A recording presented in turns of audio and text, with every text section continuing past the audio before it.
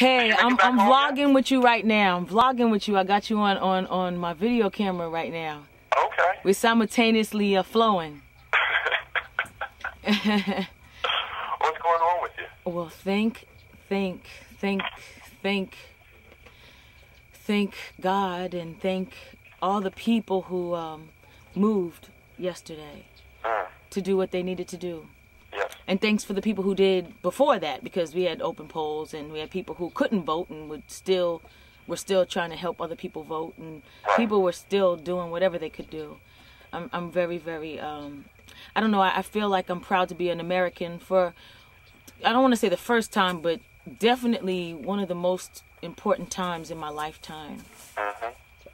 We celebrate, and then we know that there's work to do. And what's the memory that stands out for you from last night? Last night, at 11 o'clock, God told me to turn on the TV at 11 o'clock. Well, I'm on the internet. I was on the internet typing. Said, make sure you put the CNN vlog stream on, because I was doing some work.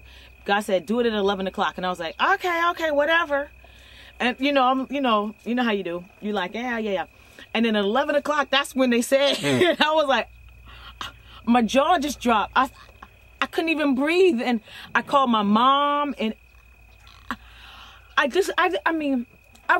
so happy that the majority of Americans understand that it's united we stand. We have all these, all our, we the people in order to form a more, we learn that in Schoolhouse Rock.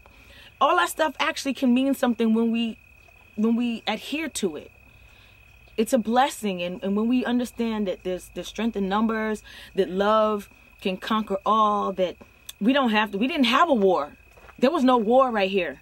All we did was just stand. All we did was just speak our word. And we changed a lot without fighting, without hurting anybody. No. The last thing I'm asking people today is, who do you dedicate this victory to? Someone in your life, past or present, that you think would get the most out of this victory? Okay, I have a trinity: my mother, my grandmother, and my grandfather. And I will just focus on my grandfather.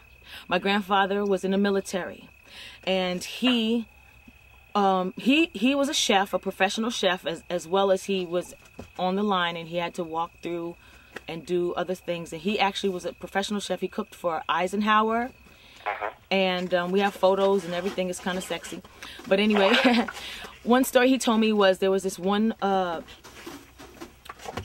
white cat on the road while he was actually injured, and my grandpa went to go pick him up, and the guy said, I don't want any N-word touching me. And so my grandfather said, oh, and just kept walking. And so I'm really happy that we have gotten to the point where people aren't saying, I don't need you. That we understand that we're all connected. Because my grandpa that's why, he was so hurt knowing that he was giving his life. He was shedding his blood. And he was so surprised that somebody would say that to him. And we are now shifting to a place where people can reach out to each other, and knowing that we need each other's help and respect each other's help and share that love. I hear you. Thank you.